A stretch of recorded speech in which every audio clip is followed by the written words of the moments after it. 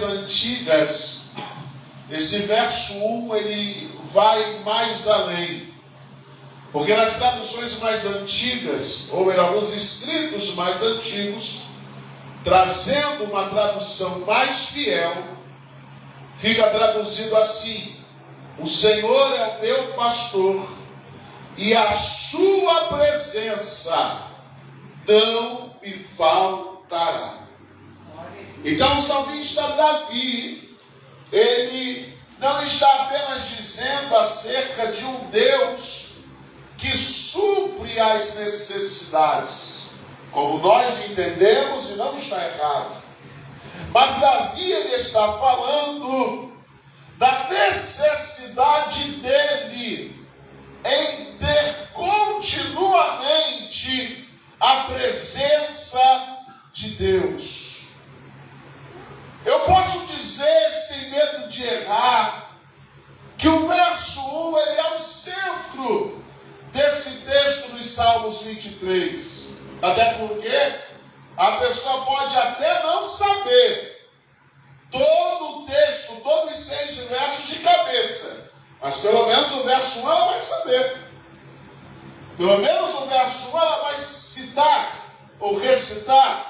Ainda que ela não saiba, não se lembre que aquilo que ela está falando é o verso 1 dos Salmos 23. Mas trazendo ao contexto da mensagem, nós podemos afirmar e podemos dizer, sem medo de errar e sem medo de ferir, que o verso 1 ele pode ser considerado o centro dos Salmos 23. Porque trazendo os escritos mais antigos, Davi está falando da essencialidade da presença de Deus, que ele não podia ficar e viver sem a presença de Deus. Esse Deus que supre nossas necessidades é um Deus que nós temos a necessidade de estar continuamente na presença dele. E qual é a nossa postura mediante ao que diz o verso 1? Qual é o nosso posicionamento mediante ao que diz o verso 1? É um posicionamento de confiança. Quando falamos de confiança, nós falamos de fé. Então, se o nosso posicionamento ele é de confiança, se o nosso posicionamento ele é de fé, nós confiamos e temos fé em um Deus que jamais deixará os seus filhos carentes em relação à sua presença e nem em relação aos cuidados que ele tem conosco. Meu amado, minha amada, até aqui nós chegamos porque não nos faltou a presença de Deus. Até aqui nós chegamos porque não nos faltou os cuidados, não nos faltaram os cuidados de Deus. E nós temos a confiança, nós temos a fé, nós temos a segurança que jamais faltará para mim, jamais faltará para você a presença de Deus. Aleluia. Até porque a palavra do Senhor diz, na epístola de Paulo aos Coríntios, capítulo 3, que nós somos o quê? Nós somos o templo do Espírito Santo. Perdão, capítulo 6, nós somos o templo do Espírito Santo. Nós somos a casa de Deus. Ou seja, o Senhor nos considera a sua morada. O Senhor nos considera a sua morada. Por isso que esta morada, ela jamais ficará vazia e nem carente da presença de Deus. Nunca te faltará a presença de Deus. Uma vez me perguntaram, pastor, onde está Deus? E eu disse, se olha no espelho. E de início essa pessoa não entendeu, mas depois eu expliquei. Se olha no espelho, porque o teu reflexo é a tua resposta. Quando você perguntar onde está Deus, se olhe no espelho e você terá a resposta: Deus está em você. Deus está em você. você. Então jamais ficaremos carentes da presença de Deus. Tampouco jamais ficaremos carentes dos cuidados de Deus. Em resumo, Deus está em você e está cuidando de você. Por isso que o verso 1 nos ensina a termos um posicionamento de confiança. Números 23, 19 diz: Deus não é homem para que minta, nem filho do homem para que se arrependa. Acaso ele fala e deixa de agir? Acaso ele promete e deixa de cumprir? Ou seja, eu não tenho motivo nenhum para duvidar. Eu não tenho motivo nenhum para desacreditar. Deus falou para falar, Deus tratou, está tratado. Se Deus falou, Ele faz. Se Deus promete, Ele cumpre. Então essa palavra está me dando a garantia que a presença de Deus está em mim, que eu estou na presença de Deus, e que os dias podem ser maus, mas não me faltará os cuidados de Deus para comigo e para com a minha família. O verso 2 diz: deitar-me faz em verdes pastos, guia-me mansamente a águas tranquilas. Meus amados, existem situações que a nossa alma ela precisa de descanso, pois o cuidado de Deus ele se manifesta ao nosso favor, nos trazendo o descanso. Por isso o verso 2 nos ensina que existem situações da vida que nós não devemos nos posicionar dando ouvidos a maus sentimentos. Não devemos nos posicionar atravessando as portas das crises e distúrbios emocionais. Nós temos que nos posicionar com a nossa alma descansada em Deus. Um posicionamento de descanso. E como é que funciona esse descanso que Deus ele nos proporciona? Primeiro, o texto diz que Deus ele faz deitar em verdes pastos.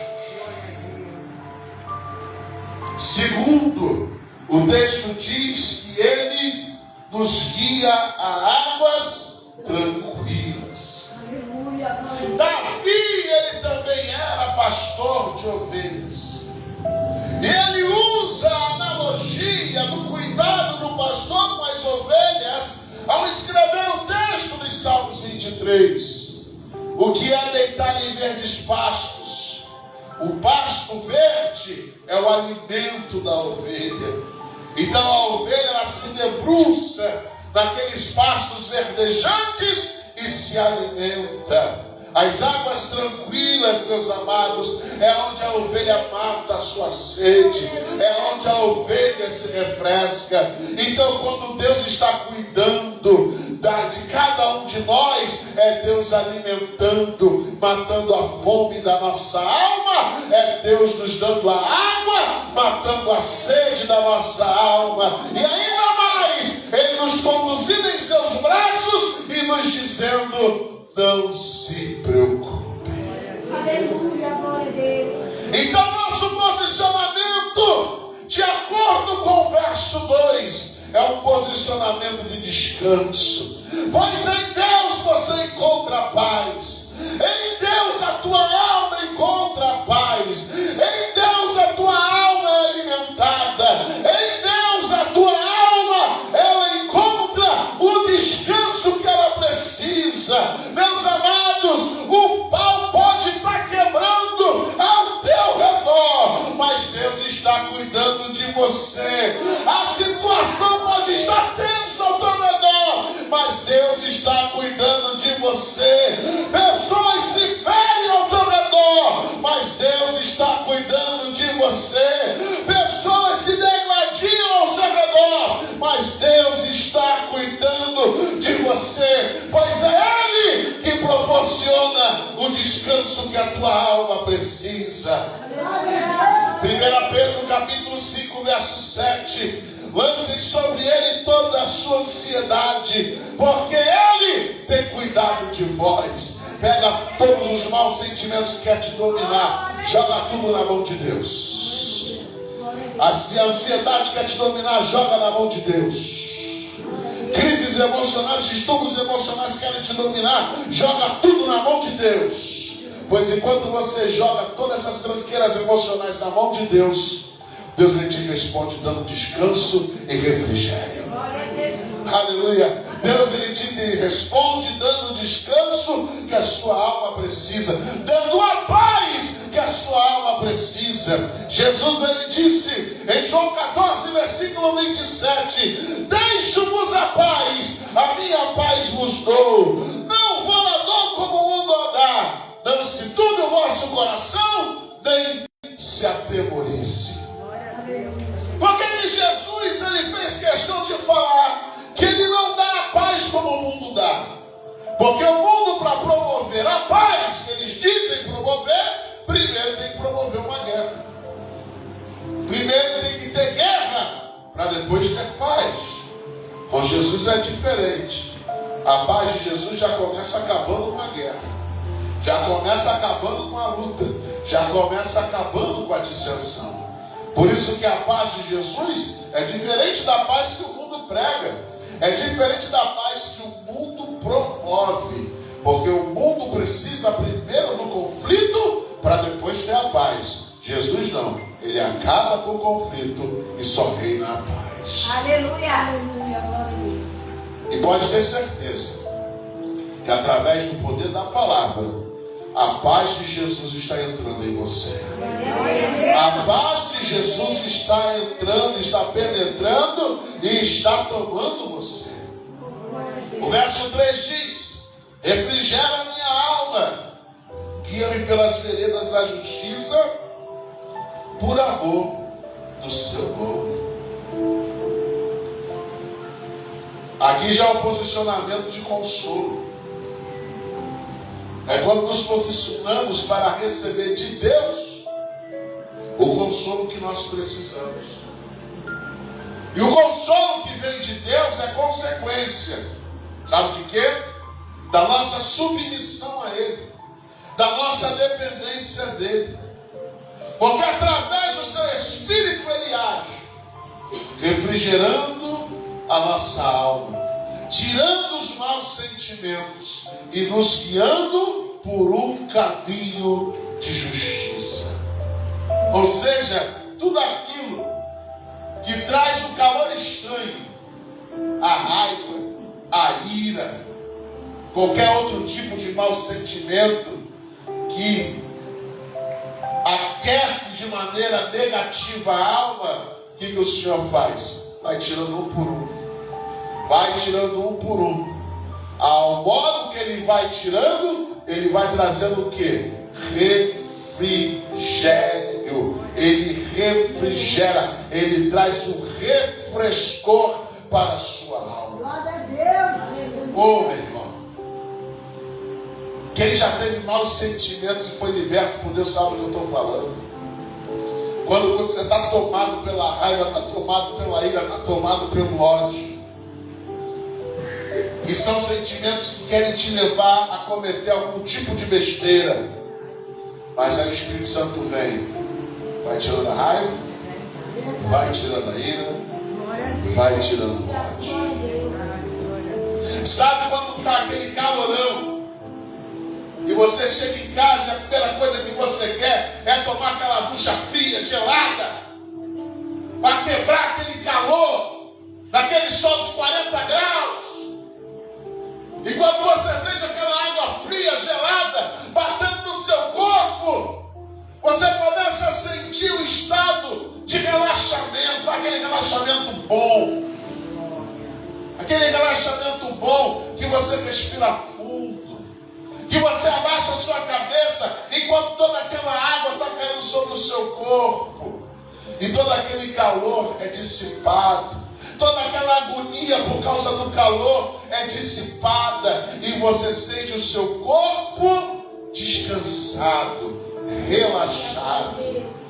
É assim que funciona funciona o consolo de Deus. É quando a tua alma está cheia de calor, o calor da ira, o calor da raiva, o calor do ódio. Aí o que acontece? Vem as águas do céu sobre ti. Vem as águas do Senhor sobre a tua alma. Vem aquela água gelada, aquela água refrescante sobre a tua alma. E vai diminuindo, e vai tirando o calor do ódio, vai tirando o calor da raiva, vai tirando o calor de qualquer outro mau sentimento. E você sente a sua alma livre. Livre de tudo aquilo que estava aquecendo ela negativamente. Salmos, capítulo 9, verso 9 diz: o Senhor será também um alto refúgio para o oprimido, um alto refúgio em tempos de angústia. A nossa alma também precisa de refrigério quando ela é tomada por angústias, quando ela é tomada por angústias que nos inquietam, por angústias que não nos deixam tranquilos, que tiram a nossa paz e que tiram o nosso sono, que nos impedem de ter uma boa convivência com os amigos, que nos impedem de dar a atenção devida às nossas esposas, aos nossos filhos, aos maridos, que nos impedem de termos um bom desempenho no nosso trabalho, que nos impedem de vivermos tranquilamente. Mas é o texto que está dizendo no verso de número 3 dos Salmos 23: refrigera a minha alma. Aleluia. Tira essa angústia, tira essa inquietação, tira tudo aquilo que me deixa agoniado, tira tudo aquilo que aquece negativamente a minha alma. Assim como tem situações que o meu corpo precisa de uma água fria para relaxar, hoje, Jesus, é a minha alma que precisa das tuas águas para que ela fique refrigerada. Aleluia! Aleluia!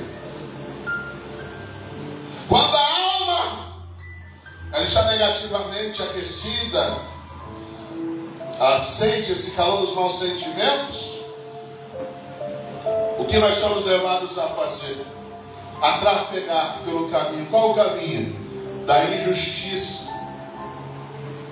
Mas quando a alma é refrigerada, nós não caminhamos pelo caminho da injustiça, pois o texto diz: guia-me pelas veredas ou pelos caminhos da justiça. O caminho da justiça te leva a fazer o que é certo, o que é correto, te leva a fazer aquilo que a palavra te ensina, aquilo que Jesus te ensina, te leva a fazer por amor. Eu vou dar o texto: por amor do seu nome, não de mim, não do Senhor. Vocês estão vendo a amplitude do refrigério da alma? O tanto que Deus faz quando Ele refrigera a alma, o tanto de livramento que Deus dá quando Ele refrigera a nossa alma. Livramento que eu digo é de cometermos besteiras. Cometermos besteiras, agirmos pelo momento. É perigoso isso. Agir pelo momento, agir pelo calor do momento, ainda mais quando a tua alma está atribulada. E você age pelo calor do momento. Aí quando você para pensar na besteira que fez, o mal está feito. O mal está feito. Mas o que a palavra está nos direcionando? Tua alma está inquieta? Tua alma está atribulada? Fala para Jesus: manda aquela ducha fria para minha alma, Jesus. Manda aquela ducha refrescante para minha alma. Alivia a minha alma desse calor que atribula. Alivia a minha alma desse calor do ódio, desse calor da raiva, desse calor da ansiedade, desse calor dos maus sentimentos. Alivia a minha alma desse calor. Porque eu não quero trafegar pelas veredas da injustiça. Eu quero trafegar, sim, pelas veredas da justiça, por amor ao teu nome. Por amor ao teu nome. Verso 4: ainda que eu andasse pelo vale da sombra da morte, não temeria mal algum, porque tu estás comigo, a tua vara e o teu cajado me consolam. O interessante é que Davi não está falando para Deus livrar ele do vale da sombra da morte.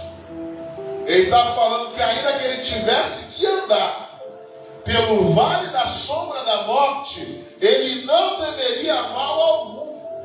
Por quê? Olha aí a presença de novo. Porque tu estás comigo. Qual é o posicionamento que o texto está nos ensinando? Um posicionamento de coragem, de ousadia.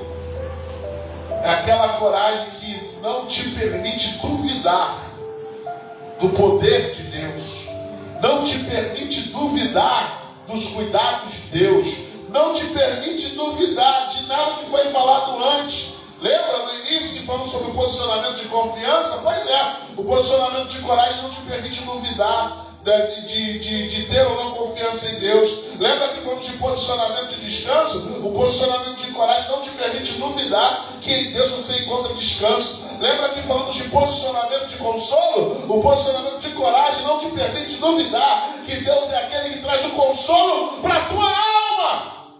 Aleluia, glória a Deus. E o que esse posicionamento de coragem também nos ensina? Que mesmo diante das situações difíceis, que mesmo diante das situações que se apresentam como impossíveis, devemos o quê? Ter coragem. Ter coragem. Sabe por quê? Porque do Senhor vem o livramento. Do Senhor vem a proteção. Do Senhor vem o escape. Do Senhor vem a providência. Do Senhor vem a providência. Eu escutei um testemunho esses dias, eu não lembro, infelizmente, o nome da pessoa que deu esse testemunho. Eu estava assistindo um vídeo na internet. E essa pessoa, uma mulher, ela falava no testemunho dela, e quando ela era criança, ela e seus irmãos estavam em casa com a mãe, e o pai tinha saído para procurar emprego. E eles não tinham alimento em casa para almoçar. E foram perguntar à mãe: mãe, o que vai ter de almoço? E a mãe, uma mulher de oração, ela pegou um papel, pegou uma caneta e falou assim para os filhos: escrevam, vamos escrever o que a gente quer comer. Aí perguntou para a filha: você quer comer o que, filha? Ah, mamãe, eu quero uma feijoada. Então vamos botar aqui, feijoada. Aí perguntou para o garoto, acho que era o irmão dela, o garoto: você quer comer o que? Ele: eu quero um bolo. Não lembro qual o sabor que ele falou no bolo. Eu quero um bolo. Então deixa eu escrever aqui: bolo. E agora, mamãe? Agora nós vamos orar. Porque isso aqui é o menu de Deus. Nós vamos orar e vamos apresentar e vamos esperar. Aí foram orar. A mãe dos filhos ali orando. E o tempo passando. Mamãe, cadê? Deus está preparando, calma. Mamãe, está demorando. Calma, Deus está caprichando. Aí a mãe foi estender a roupa do lado de fora. A vizinha viu e chamou. Fulana, pensei que tu não estava em casa. Eu estou, porque eu não saí. Espera aí, eu tenho um negócio para você. Aí a vizinha chega na porta daquela mãe, daquela serva de Deus, com uma panela, em cima da panela uma vasilha. Olha, eu fiz isso aqui para vocês. Como? Depois me devolvo, não tem pressa. Aí quando a vizinha foi embora, foram abrir a panela. O que tinha na panela? A feijoada. E o que tinha na vasilha? O bolo. E ali aquelas crianças ficaram maravilhadas. E a mãe falou: eu não disse que eu estava preparando? Aleluia. Eu não disse que eu estava preparando? E aquela mulher falou outra coisa. Ela disse que precisava de um par de tênis para ir na escola quando ela era mais moça. E os pais não tinham condições de dar aquele par de tênis. E a mãe falou: vá no shopping. Ah, não tem dinheiro. Vai no shopping. Ó, vá na loja. Veja o tênis que você quer. Quando você vê, ore. Ore de lá que eu vou estar orando daqui. E depois, eu volto para casa. Foi lá no shopping, em frente à loja, discretamente fez uma oração, falou: Jesus, é esse par de tênis que eu preciso. Voltou para casa. No mesmo dia, bate na porta. Não sei quem foi que bateu. Só sei quem chegou. Não lembro agora do contexto da situação, mas chegou com um par de tênis que aquela menina precisava. Meu irmão, só Deus faz isso. Só Deus faz essas coisas. Eu acredito que você tem testemunhos na sua vida de coisas que somente Jesus podia e fez por você. De orações que você fez e talvez você nem esperava que elas fossem respondidas, e Deus respondeu. Sabe por quê? Porque quando você orou com ousadia. Quando você orou com coragem. Quando você orou, você profetizou sobre tua vida, profetizou sobre tua família. Quando você orou, você declarou em nome de Jesus aquilo que você apresentou perante a Ele. Oh, meu amado, olha o que o salmista diz: ainda que eu andasse pelo vale da sombra da morte, sabe o que significa? Ainda que eu passe por perigo de morte, não temerei mal algum. Por quê? Porque tu estás comigo. O Senhor, assim como estava com Davi, Ele está com você também. Então teu posicionamento não tem que ser posicionamento de frouxo. Provérbios 24:10 diz: se te mostrares frouxo no dia da angústia, a tua força será pequena. Teu posicionamento tem que ser um posicionamento de coitadinho. Não! Pega essa situação que você está passando e apresente ela para Deus. Senhor, eu estou passando isso, mas eu estou debaixo de uma promessa, Deus. Eu estou passando isso aqui, mas eu estou debaixo da tua palavra. Eu não sei quanto tempo vai durar, mas eu sei que uma hora essa situação vai mudar. Aleluia. Uma hora essa situação vai mudar, porque tu estás comigo. A tua vara, autoridade. O teu cajado, autoridade. Me consola. Vara, autoridade para exortar. Cajado, autoridade para direcionar. Porque no salmista diz: a tua vara e o teu cajado me consolam. Para que o pastor de ovelhas usava a vara e o cajado? Para botar a ovelha na linha e para salvar a ovelha, para direcionar a ovelha. Para que o Senhor usa a sua vara e o seu cajado? Para te exortar quando você estiver exagerando, quando você estiver saindo da linha da palavra de Deus. E o cajado para te livrar quando o inimigo se levantar contra a sua vida. Então a postura que você tem que ter nos momentos de aperto, momentos difíceis, momentos de luta, momentos de provação, é a postura de coragem. Porque uma hora, em um momento específico, Deus vai bradar ao teu favor. Glória a Deus. Pode ter certeza disso. Deus vai bradar ao teu favor. Aleluia. Salmos 27:1 diz: o Senhor é a minha luz e a minha salvação. De quem terei temor? O Senhor é o meu forte refúgio. De quem terei medo? Meu irmão, em Deus você tem segurança.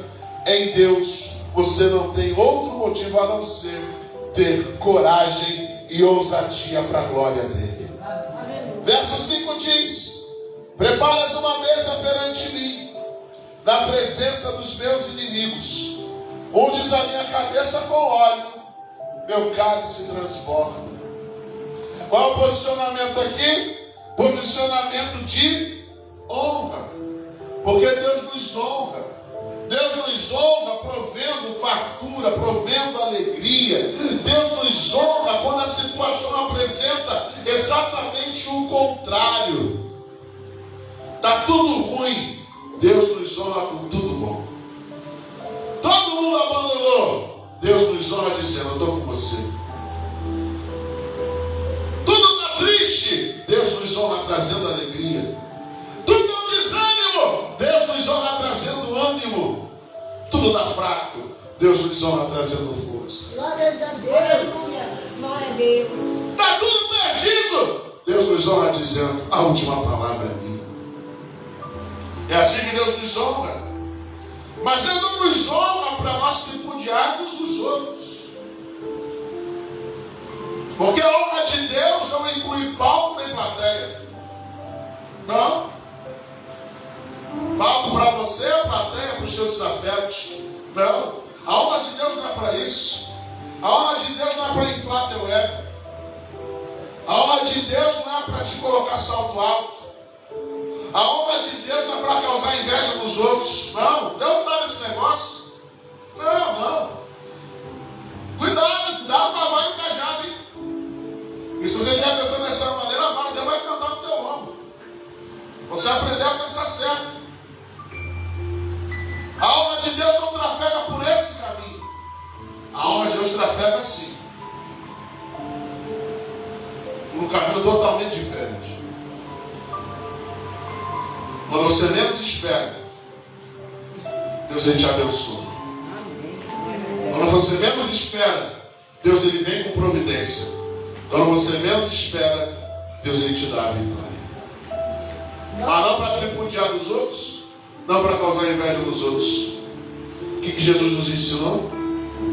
Nós devemos fazer o que com os nossos inimigos?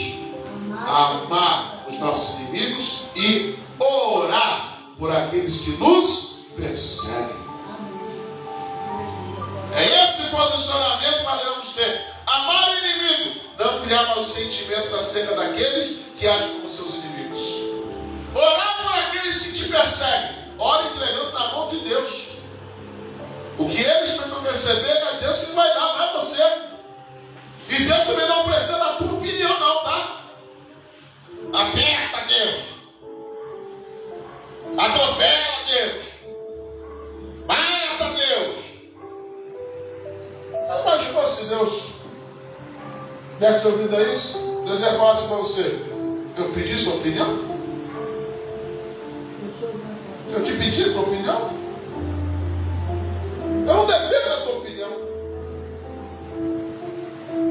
Faça o que está no teu alcance. E o restante eu sei que eu vou fazer. Glória a Deus. Aleluia a Deus. O restante, deixa que eu vou fazer. Há uma concepção muito errada acerca de honra. Que é dentro dessa concepção errada que eu apresentei aos irmãos. Quando Deus honra, não trafega para essa concepção errada. Quando Deus honra, é porque os teus olhos veem uma coisa e Deus vem exatamente trazendo o contrário do que os teus olhos estão vendo. É o que eu falei. Está vendo tristeza? Ele vai vir com alegria. Está vendo desânimo? Ele vai vir com ânimo. Está vendo fraqueza? Ele vai vir com força. Está vendo que tudo está perdido? Ele vai vir dizendo: a última palavra é minha. É esse posicionamento de honra. 1 João 4,4 diz: filhinhos, vocês são de Deus e venceram, porque aquele que está em vocês é maior do que aquele que está no mundo. Quem é que domina o mundo, irmãos? Quem é que domina o mundo? É o diabo, não é? É ou não é? Quem é que domina o mundo? É o diabo. Mas o texto está dizendo: maior é o que está em vocês do que o que está no mundo. Quem está no mundo é quem? É o diabo. Quem está em você é quem? É Deus. É Deus. É Deus. Até porque você é a casa dele. Você é templo dele. Ô glória! Verso 6. Certamente que a bondade e a misericórdia me seguirão todos os dias da minha vida, e habitarei na casa do Senhor por longos dias. Esse posicionamento sabe do que é? Gratidão. Seja grato. Seja grato, pois Deus nunca deixa faltar a graça dele e a misericórdia dele para a tua vida. Seja grato, porque Deus sempre está lá com você. Seja grato. E que essa gratidão seja um fator que te mantenha cada vez mais firme na presença de Deus. Por isso que o crente em Cristo Jesus, ele é grato em todas as situações da vida. 1 Tessalonicenses 5,18: em tudo dai graças, porque esta é a vontade de Deus em Cristo Jesus para convosco. Olha o que o texto diz: em tudo dai graças. Ganhou? Dê graça. Perdeu? Dê graça também. Está tudo bem? Dê graças. Está tudo mal? Dê graças também. Está tudo favorável? Dê graças. E quando está desfavorável? Dê graças também. Sabe por quê? Quando você exerce a gratidão, você fecha todas as lacunas e todos os espaços da murmuração. Quando você é grato, não existe espaço na tua vida, não existe espaço, por menor que seja, para murmuração. O que é a murmuração? Quando você reclama descabidamente contra Deus. Você vai aturar uma reclamação descabida do teu filho? Não vai. E por que você acha que Deus tem que aturar uma reclamação descabida tua? Mas quando somos gratos, não há espaço para murmuração. Sabe por quê? Porque nós entendemos que em tudo nós devemos dar graças a Deus. Em tudo devemos dar graças a Deus. Em tudo. Porque quando estamos em Deus, nós enxergamos motivos para agradecer, que outros não enxergam. Nós enxergamos motivos para sermos gratos, que outros não enxergam. Quando eu sepultei minha mãe, uma das coisas que eu falei para Deus: Senhor, eu te agradeço pelos 45 anos que o Senhor deixou a minha mãe na face da terra. Eu te agradeço, eu tinha 20 anos de idade. Eu falei: Senhor, eu te agradeço pelos 20 anos que eu convivi com a minha mãe. Eu te agradeço, Senhor, porque eu sei também que aonde ela está, um dia eu vou estar também. A batalha dela terminou, eu te agradeço que a batalha dela terminou. E te agradeço porque a minha continua, Senhor. Estou triste, estou desolado. Não imaginei que um dia eu iria enterrar minha mãe. Mas eu te dou graças pelo tempo que eu tive com ela na face da terra. Aonde é que um servo de Deus, aonde é que uma pessoa que não é serva de Deus vai enxergar isso? De dar graças no momento da dor, de dar graças no momento de profunda tristeza, mesmo em momento de dor, mesmo em momento de profunda tristeza, ainda encontra espaço para ser grato a Deus. Glória a Deus, glória a Deus. É, irmãos. Só quem serve a Deus consegue enxergar E só quem serve a Deus consegue discernir isso. Reclama não, murmura não. Está ruim para o teu lado. O bicho está pegando para o teu lado. Dê graças a Deus. Dê graças, não reclame, não murmure. Dê graças. Porque hoje o bicho está pegando, mas ontem não estava. Ontem você não deu, porque não estava. Dê graças a Deus que está pegando. E amanhã? Amanhã ele pode desapegar e você vai continuar dando graças. Como amanhã ele pode continuar e você vai continuar dando graças a Deus. Enfim, não te faltam motivos para dar graças a Deus. Seja grato a Deus. Seja grato a Deus.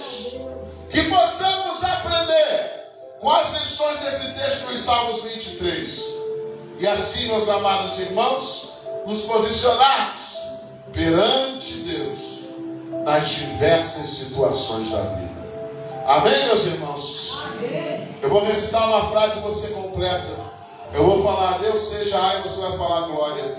Vamos ensaiar? A Deus seja A glória. A Deus seja A glória. Nós vamos repetir 3 vezes. Na primeira, você vai dar glória levantando a sua mão. Na segunda, a mesma coisa. Vai dar glória levantando a sua mão. Na terceira, você vai dar um salto da sua cadeira e vai misturar o seu glória com a melhor salva de palmas que você puder oferecer para Jesus. Vamos lá? A Deus seja a glória.